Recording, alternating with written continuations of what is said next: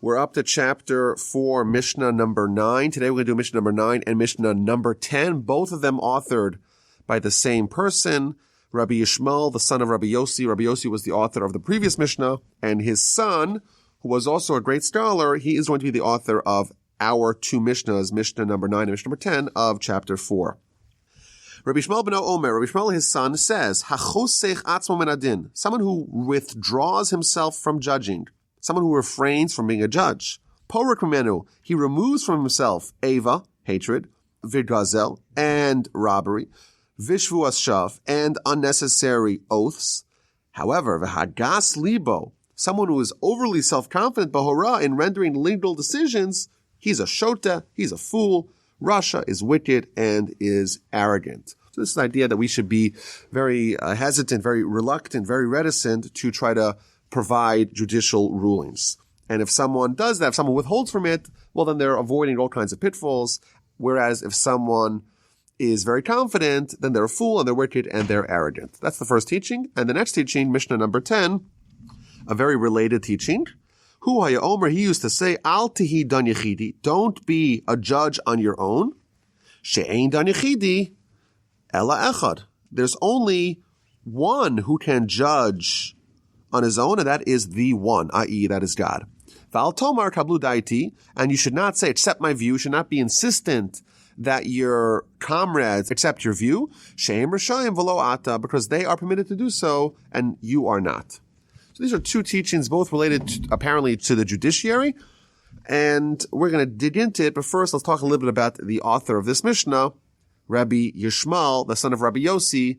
Again, he is the oldest son of the author of the previous Mishnah. We talked all about Rabbi Yossi and the previous Mishnah that we talked about. We have the great Rabbi Yossi and his oldest son, Rabbi Yishmael, the son of Rabbi Yossi. He is the go-to source for his father's teaching. The Talmud tells us that when he was on his deathbed, Rabbi Judah the Prince, who was a close colleague of his, he sent a messenger. We have all kinds of questions about your father's teachings. And because he was on his deathbed, he's about to pass, it was very critical to be able to get from him all the teachings that they needed from Rabbi Yossi. After his father passed, we mentioned last week, his father was the rabbi of the town of Tzipori. And after his father passed, he succeeded him as the rabbi of Tzipori. In fact, there is a law that whenever there is a position of leadership and the child of the previous one who held that post is qualified, then they should get the first dibs at succeeding their parent. And that's a general rule. You have a king, and the king dies. Who is next in line? If the child is qualified, then the child gets first dibs at that post over anyone else. And even if it's someone else who is more qualified, if the child is at least qualified, then they have the rights to that. So you have a rabbi. The rabbi passes, and now there is an empty post. There's a position available. If their son or if their child is worthy to fulfill that post, they get it before anyone else's. Moses, in fact, we're going to read the book of Numbers, he wanted his son to succeed him, but God said, your son's not qualified. Your son's righteous, not qualified, he can't do this particular job, and therefore you have to nominate your disciple, your protege, Joshua, and that's indeed what he did. So there's a few interesting teachings and stories in the Talmud about Rabbi Yishmael, the son of Rabbi Yossi, that I think fit in very nicely to his lessons that he teaches about judicial restraint, to not be a judge, to not be eager to be a judge, to be very circumspect as a judge, to try to withhold from judgment, to not be a single judge, and the like. So there's a very wild story in the Talmud about the Romans hiring rabbis to be detectives, to catch criminals. It's an interesting story, and it relates to Rabbi Yishmael, the son of Rabbi Yossi. And I also think if we read the story very carefully, we see his perspective about being a judge is actually exemplified in this story. But it begins not with Rabbi Yishmael, son of Rabbi Yossi. It begins with Rabbi Elazar, the son of Rabbi Shimon. Rabbi Shimon, we've mentioned in the past, Rabbi Shimon Bar Yochai, he's the one who lived in the cave for 13 years together with his son. And they were colleagues. So Rabbi Elazar, the son of Rabbi Shimon, not the author of our Mishnah, and the author of our Mishnah, Rabbi Yishmael, the son of Rabbi Yossi, they were colleagues, just like their fathers were. The two of the people, remember last week we spoke about that, there were 5 sages who were given smicha by this old rabbi before he was killed. One of them is Rabbi Shimon, and one of them is Rabbi Yossi. So they were colleagues in their lifetime, and their children, their sons, were also great sages and were also colleagues in their lifetimes. But it tells an interesting story. Rabbi Elazar, the son of Rabbi Shimon, this is from the Talmud, the book of Bava Metzia, page 83b. There was an officer, there was a detective, a Roman detective. His job was to arrest the thieves. That was his job. He's a detective to try to find the thieves, try to find the robbers, and to arrest them. And Rabbi Elazar, son of Rabbi Shimon, had a problem with that. He says to him, how do you know that you're arresting the guilty parties? Maybe you're arresting the innocent parties. Maybe people you're arresting are actually free of guilt. They're not the criminals that you're looking for. The thieves got away, and you got the wrong man. You got the innocent man. So the officer responded to him, but what can I do? It's my job. I'm the prosecutor. I got to come up with a warm body to show the king this is the thief. I have to do the job to the best of my ability. And sometimes, of course, there'll be miscarriages of judgment. There's going to be someone who is actually not guilty, and they're going to be implicated in the crime that they didn't commit. But so what? It's my job. But what can I do? Says Rabbi Elazar, the son of Rabbi Shimon. He says, I'll teach you how to catch just the criminals. I'll teach you. You think the rabbis, what do they know, right? They know Talmud. No, they know exactly how to catch the criminals. I'll show you how to catch only criminals and no one else. Wow, that sounds like amazing. How do you find the criminals? So he says, this is what you do. You go to the pub, go to the tavern, and you go to in the 4th hour of the day, specific time of the day, and you find someone who is drinking wine, holding the cup in their hands, but also they're very tired. They're dozing. They must have been up at night. And you speak to that person and start investigating them a little bit. You ask him, what's your background? What do you do? Why are you so tired? And they'll give you an answer. If they're a Torah scholar, you assume they woke up really early and they've been studying the whole night. And now they finished studying. They want to unwind a little bit. They go get a drink, but they're still tired. Well, then you let the guy off the hook. If he's a Torah scholar, he's not guilty. If he's someone who works really early in the morning and he's been up since 4 a.m. He's been working, and now it's late in the day. So then you also let him off the hook. He's been up. He's tired. He didn't get enough sleep last night. He needs a drink. He needs to during his lunch break. He is someone who is not your man. He's not guilty. If someone who works at night, and you have evidence to know that he's actually a legitimate worker, works at night, then he's also not guilty. But if he's none of these 3 categories, then you know for sure he's the thief, and then you should arrest him. That's all you need to know. You know that he's been up at night, and there's no legitimate reason, and there's been a theft. You know that he's your guy. Anyhow, this is the advice of Rabbi Elazar, son of Rabbi Shimon, as to how to arrest just the thieves and not the innocent people. Meanwhile, this message that this rabbi, this very talented rabbi, has this recipe for catching thieves. It comes to the king. The king discovers it. It goes up the grapevine to the king. And the king's ministers advise him, and they tell him, let the reader of the letter be its messenger. Basically, let the person who came up with this brilliant solution, let them implement it. So they bring in Rabbi Elazar, son of Rabbi Shimon, and they say to him, it's your job now. You've been given this job and this right now. You've been given the right to arrest people. You're now in charge of arresting thieves. And he begins arresting thieves. Problem is, where does he work? He works in his neighborhood. Who lives in his neighborhood? There's Jews living in his neighborhood. So some of the rabbis tell him, wait a minute. That's not okay. You're causing other Jews to be arrested by the Romans. So one of the rabbis, Rabbi Yeshua ben Karcha, he starts berating Rabbi Elazar, the son of Rabbi Shimon. And he tells him, you're not like your father. Your father was holy. What are you doing? You're arresting fellow Jews? He tells him like this. He says, you're vinegar, the son of wine. Your father's wine, but you got spoiled. There's something wrong with you. You're corrupt. You're arresting Jews, and that's not okay. For how long are you going to be informing on the nation and getting people, the Jewish people, be executed? So basically he's telling him, you're not as righteous as your father, and you're doing something very wrong by getting Jews arrested, maybe even executed, because you're catching them as thieves. Now, it's interesting. The commentaries interject here with a question. Wasn't his intentions noble? He's being castigated. He's being admonished. He's being reprimanded by the fact that he's arresting the criminals. But what was happening previously? Previously, they weren't arresting the criminals. They were arresting the innocent people. So isn't it better to arrest, if someone's going to get arrested, isn't it better to have the criminals get arrested versus the righteous people getting arrested? That's one of the commentaries asked this question. And the answer that they suggest is that yes, even though the net effect of his efforts was that the guilty people were being arrested and not the innocent people, nevertheless, maybe he shouldn't be the implement to do that. You're a great rabbi, Rabbi Elazar, son of Rabbi Shimon. It's not your job to arrest your fellow Jews.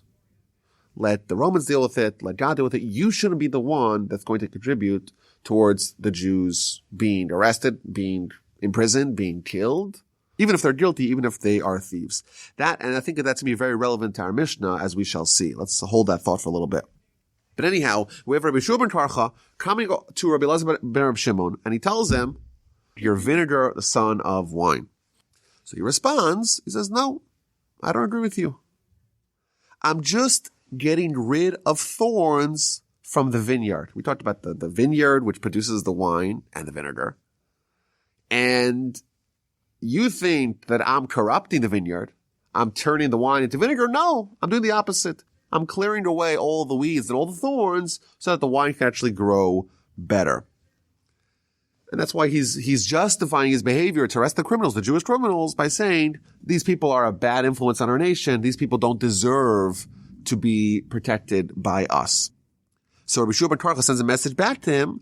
Let the owner of the vineyard, i.e. God, let him come and get rid of the thorns. It's not your job to get rid of the thorns. Let God do it. If the people are guilty, let God deal with it. You shouldn't be the one to contribute towards the demise of your Jewish brethren. Anyhow, so there's a disagreement as to whether or not he should take this job or not. Regardless, one day, a certain laundryman, basically an average Joe, a layperson, he's upset that this rabbi, this great sage, Rabbi Elazar ben Shimon, is arresting the thieves. So he insults him, and he calls him, "You're vinegar, the son of wine." Now, when the great rabbi, Rabbi Shua ben Karcha, calls you that, okay, maybe he could call you that. But when some random laundryman, he is embarrassing the great sage, Rabbi Elazar, the son of Rabbi Shimon, that's not okay. And Rabbi Elazar, the son of Rabbi Shimon, says, if this person is insulting me, they obviously don't have respect for Torah. And they probably are themselves a criminal. Because why were they so upset at the person who's arrested the criminals? Aren't you happy with the police? The people who are not happy with the police are the people that are trying to avoid the police. So without any evidence of any guilt, he has them arrested. Because remember, now he has the power to arrest them. They arrested him and then they condemned him to die because he's a criminal. But there is no evidence. Doesn't matter. He was arrested by Rabbi Elazar, the son of Rabbi Shimon, and he has an impeccable record. He only arrests criminals, and therefore this person is condemned to die. But meanwhile, as time goes on, Rabbi Elazar, the son of Rabbi Shimon, he feels a little bad. I had this laundryman arrested, and now he's going to die, and I have no evidence of any crime. It's only because he acted in a way that made me think maybe he was criminal, but maybe he's not a criminal. I'm going to go and try to pay off the guards and get a pardon, commute the sentence. So he goes and tries to ransom him, try buy him back, but he is unsuccessful. He's unsuccessful. And he's sitting there trying to get the guy out of prison, and then he recalls the verse in scripture, Shomer piv ulushono, shomer mitzaros nafsho. Someone who guards their mouth and their tongue prevents themselves from danger. And he says, this person, he spoke out. He didn't guard his tongue. And look what kind of danger he's in now. He is going to be executed. What actually happened? Ultimately, the Romans did what Romans do, and they hanged this laundryman. And Rabbi Elazar, the son of Rabbi Shimon, he's standing by the gallows and he starts crying. He feels, oh no, maybe I condemned an innocent person to be executed. Meanwhile, his students are there and they're watching him. And they say to him, this laundryman, He's not innocent. In fact, we know for sure that on Yom Kippur, the holiest day of the year, this laundryman, this lowlife, he assaulted and raped a young girl. Not only him, but him and his son on Yom Kippur. Could you imagine the holiest day of the year, the day that everyone is feeling remorse about their bad behavior? Everyone's trying to repent. This person is such a corrupt person. Him and his son, they both raped a young girl on Yom Kippur. Good riddance. We're happy to get rid of such scum from the earth. Now, incidentally, what's the relevance of his son's sins? Why is it important to mention the fact that he and his son committed that unconscionable act in Yom Kippur? So the commentaries say, interestingly, this person, this laundryman, not only was he such a wicked person in his own behavior, he didn't teach his children properly. He didn't raise his children to appreciate, and that actually compounds his own sin. But alternatively, they say, what happens when someone's executed by the Roman authorities? What happens to all their assets? What happens to their estate? It's all taken by the government. And therefore, had his son been righteous, then Rabbi Elazar, the son of Rabbi Shimon, would feel bad that he caused the son to lose out the money. But now that he discovers the son's also a criminal, okay, it's okay that he loses out his money because he anyhow was a terrible person. So now Rabbi Elazar feels vindicated. He's happy. He says, I'm so happy I didn't condemn an innocent person to die. And the way it's described in the Talmud is that he puts his hands over his belly and he says, rejoice my innards. Be happy, my innards, my flesh, because you were just suspicious that this person was guilty. And it turns out you were right. If you were suspicious and you were right, all the more so when you're certain you're going to be right. So now he's confident that he hasn't made any mistakes. He hasn't condemned any innocent people to be punished improperly. And then he adds, when someone's a sinner, what happens to their innards? What happens to their flesh after they die? Their flesh is going to be eaten away by worms and maggots. However, when someone's completely righteous, the worms and the maggots have absolutely no foothold. They can't touch them. So he says to his innards, I know now for sure that you're going to be safe from worms and maggots. I haven't done any mistakes that's going to allow the worms and the maggots to come and gnaw at you. And then he does this test. If you thought this Talmud was wild, it's going to get a little bit more wild. He's like, I'm not certain. I want to make for certain that I'm not going to be consumed by the worms and the maggots. So he goes to the house of surgery, which apparently was done in a marble home. I guess marble, for whatever reason, maybe it would stave off infection. I don't know. They give him a sedative and they do a surgery and they cut open his belly and they take out some of his flesh and they put him in the hot sun in the months of Tammuz and Av. So think of July and August. And let's see if they putrefy. Let's see if there's worms coming after it. And they left it there for months. And indeed, no worms and no maggots and nothing came and nothing spoiled this flesh. And he says, okay, I know for sure that I'm still righteous despite me taking this very precarious job of arresting the Jewish thieves. Meanwhile, the Talmud says there was another person who was nominated for the same job. Not just Rabbi Elazar, the son of Rabbi Shimon, another person, the author of our Mishnah, his colleague, Rabbi Yishmael, the son of Rabbi Yossi. He too was appointed as the officer to go arrest the criminals. And who came to visit him? Just like we read last week, his father was very close with Elijah. The son was also close with Elijah. And Elijah came and said to him, what are you doing? Why are you informing to the government against the children of God, the nation of God, and you're causing Jews to be punished? That was the same question that Rabbi Shua ben Karcha asked Rabbi Elazar, the son of Rabbi Shimon. What are you doing? And he gives him the same answer. What can I do? The king gives me the job. I have to do it. He says, well, I have a solution. Don't you know what your father did? Your father had to escape and he went to Asia. You too should escape and go to Asia. And that's how the Talmud ends. And it seems from the conclusion of the Talmud that indeed he didn't take this job of being the judge, of being the jury, being the executioner of Jewish criminals. And he instead said, even though the government's forced me to do this, I'm going to escape. I'm going to go to a place where the government has no jurisdiction because it's so problematic for me to judge other Jews, even the guilty ones, and I'm going to follow Elijah's advice. I'm going to escape. I'm not going to put myself in a position where I'm going to be forced to inform upon the children of the nation of God. I'd rather escape like my father did. So there's obviously a fundamental difference between how Rabbi Elazar, the son of Rabbi Shimon, views the judicial process versus how the author of our Mishnah, Rabbi Yishmael, son of Rabbi Yossi, views it. And that's, I think, going to be manifested in his teaching. Now, it's interesting. The teachings that we get about Rabbi Yishmael, son of Rabbi Yossi, they seem to all relate about the judiciary. And it's interesting, and it's probably not a coincidence, that his teachings in our Mishnah all relate to judgment.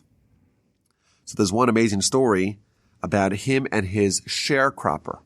So basically, a sharecropper means he owns a field, and someone works in the field, and the person who works in the field gives a percentage of the yield to the owner. That's the sharecropper agreement. So the Talmud tells us, the book of Tshuvos, page 105b, that he had a field and he had a sharecropper. And every Friday, the sharecropper would come and give the yield of the wheat, give a portion of the yield of the wheat, a basket of fruits, to the owner of the field, Rabbi Yishmael, son of Rabbi Yossi. And one day, he arrives on Thursday. And he asks him, he's holding the basket of fruits, and he's coming on a different day.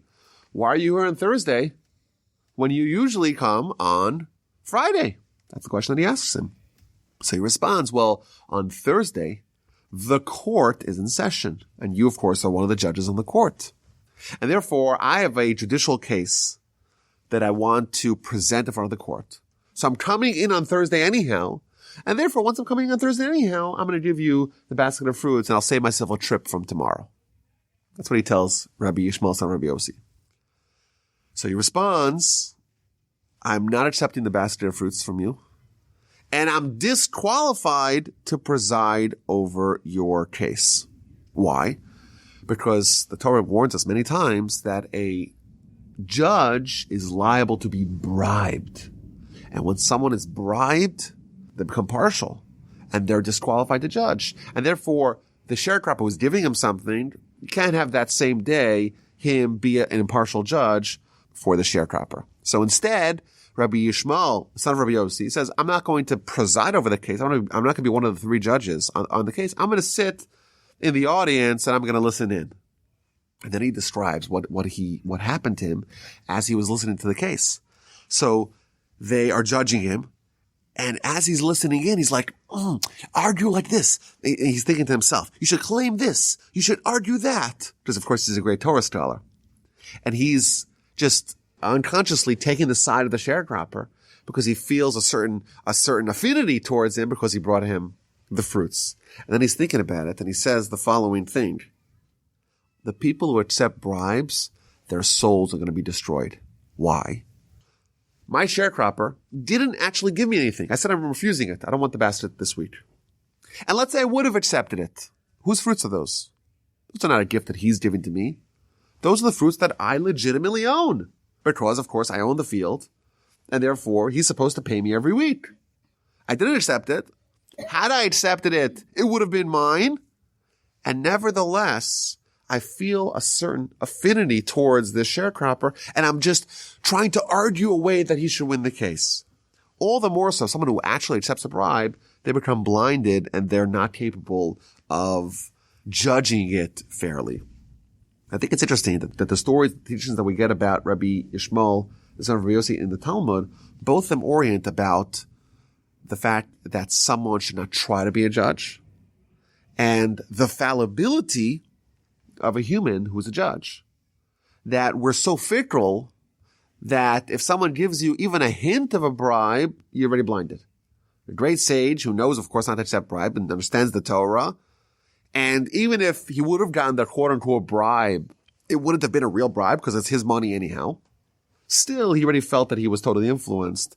And all the more so, how dangerous it is when someone is a judge that they don't realize how easily they could be swayed. And that is what he's teaching us in our Mishnah. He's telling us, the first thing that he's telling us is to withdraw from judging. Why would you withdraw from judging? You would withdraw from judging if you're scared about your prowess as a judge. And the commentaries, they each spell it out differently. Rashi, for example, says, don't judge, instead favor compromise. So we know there's the strict letter of the law, but there's also a way to settle the case out of court. And that is the preferred method. And you should do that. Alternatively, the other commentaries, Rabbeinu Yonah, they understand that what does it mean to withhold from judgment? You should be reticent as a judge. You should yield to the other judges. Regardless what the message of this Mishnah is, you should try to avoid judgment. And if you do that, you avoid three things. You avoid hatred, you avoid enmity. Why? Because what happens when there's a judgment? Everyone is convinced, both litigants, both the litigant and the defender, they're all certain that they're right. And then what happens? The judges rule in the favor of one of them. The other one feels slighted. The other one feels anger. The other one feels animus towards the judges. Avoid that if possible. You're also avoiding theft. Why? Because what happens when the judges rule incorrectly? They say you do owe the money to the other person, to the litigant. What if the reality was that the person does not owe the money? Well, in that case, they took money from this person illegally against justice and gave it to that person. And that is tantamount to theft, because after all, they're extracting money from someone who doesn't need to give money to someone else. And therefore, you have to be very careful, very circumspect, very wary, very nervous about judgment, because you may be doing theft. Moreover, you're going to avoid false oaths. In a Jewish court of law, sometimes there are oaths that are going to be invoked. And people are convinced that they're right, and they have a bias, and they're going to swear falsely to that effect. And therefore, if you avoid judgment, let's say you say, let's do compromise, or let's be very, very wary about what we do, then that attitude is going to avoid these terrible things. However, if someone is overconfident, when someone is pompous, when someone's presumptuous in their ability to be a good judge, then what happens? They're a fool, they're wicked, and they are arrogant. If someone rules quickly, if someone's so confident, if someone doesn't actually ruminate over the case, if someone's eager to make a ruling, they're a fool, they're a sinner, and they're arrogant. And the commentaries explain that these are three different stages of classifications that happen to someone who's very overconfident in judgment. They're a fool. So Rabbeinu Yonah, he explains that there's the imbecile who really is a fool, and there's someone who is overestimating their aptitude. This is similar to what we have today in psychology, the Dunning-Kruger effect. This is described over here, where the people overestimate how much they know, and ironically, the people that know least about a subject are the most overconfident. That's what he's talking about over here. If you have someone who is an imbecile, they really know nothing, and they know nothing, well, then there's a solution. A, they're not going to judge, they're not going to rule because they don't know, they're ignorant. And B, maybe they'll study, maybe they'll know. But when someone thinks that they know, and they really don't know as much as they think that they know, they don't feel like they need to learn anymore. And they could feel like they have all the tools and all the skills to rule properly. And that's where it gets very dangerous, because in that instance, you're going to have someone who's going to rule and not even know that they're making mistakes. And that's foolish, because you're a fool. You don't realize that you're a fool. That's even worse than being an imbecile. But beyond being a fool, this person is a sinner, because they did not realize that people are fallible. People are prone to error. People are prone to making mistakes. And therefore, this person did not sufficiently fear God. This person wasn't careful about very important matters. And when someone is willing to trample over the law and cause people to be responsible to pay things that that they're actually not required to do, when someone corrupts judgment and justice, that indeed is a sin. And finally, he says, you're arrogant. And we know in Jewish literature, the worst thing to be described as arrogant, because arrogant is someone who's rejecting God. Someone who says that, I have all my powers that are all self-earned, self-made, when ultimately it all comes from God.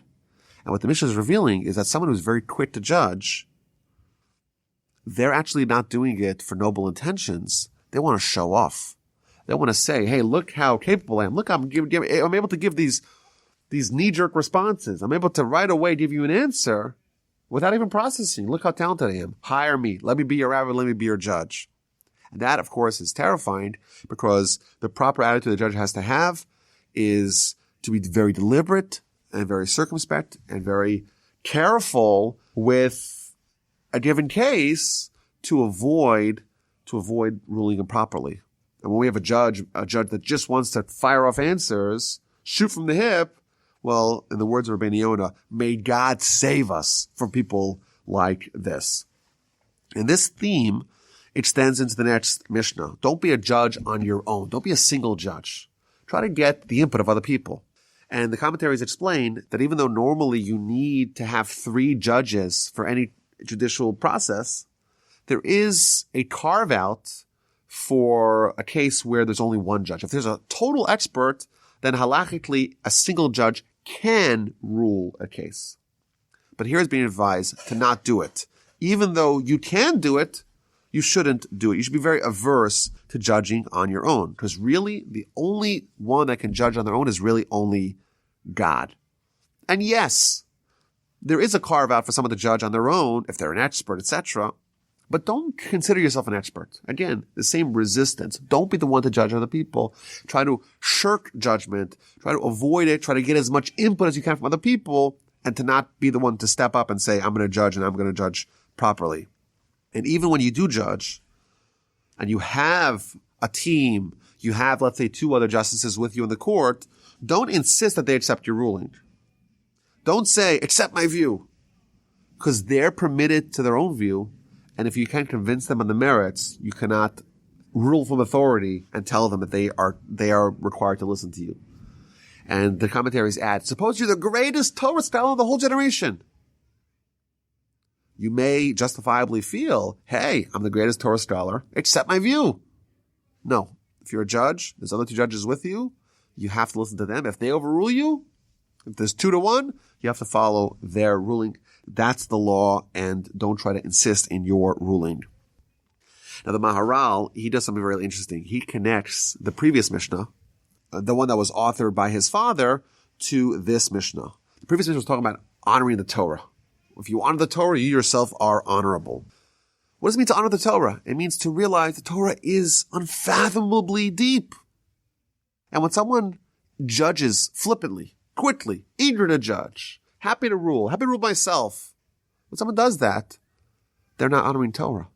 They're not acknowledging that Torah is astoundingly deep. And therefore, the ruling that you think just, at first blush may be actually incorrect. And therefore, when someone is deliberate in judgment, that is the greatest manifestation of honoring Torah. And then he adds, the Maharal does, he quotes a verse in Psalms that King David says, I am a convert. I'm a foreigner. I'm a newcomer. And the obvious question that the Midrash asks is, wait a minute, David's not a convert. David's not a foreigner. David's not a newcomer. Why is David saying that he's a foreigner, so to speak, vis-a-vis Torah?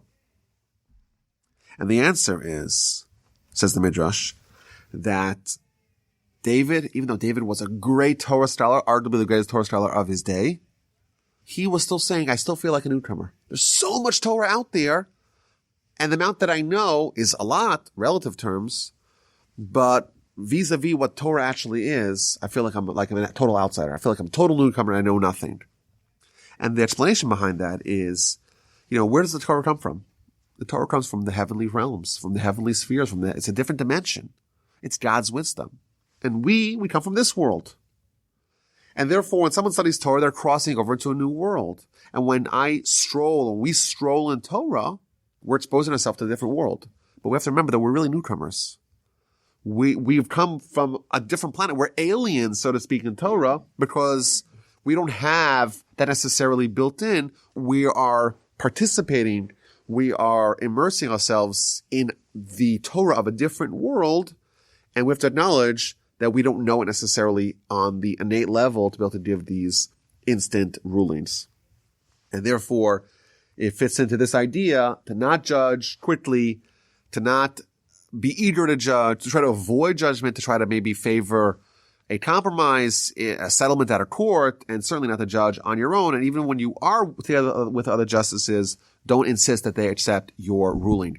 There's a famous story, one of the great sages of the 19th and 20th century. His name is Rabbi Chaim Soloveitchik. He was the head of the yeshiva in Volozhin. And when the yeshiva of Volozhin closed in 1892, he became the rabbi of the town of Brest in Lithuania. He was known to be this great Talmudic genius. And therefore, because he was such a genius, he would refrain from giving any halakhic rulings.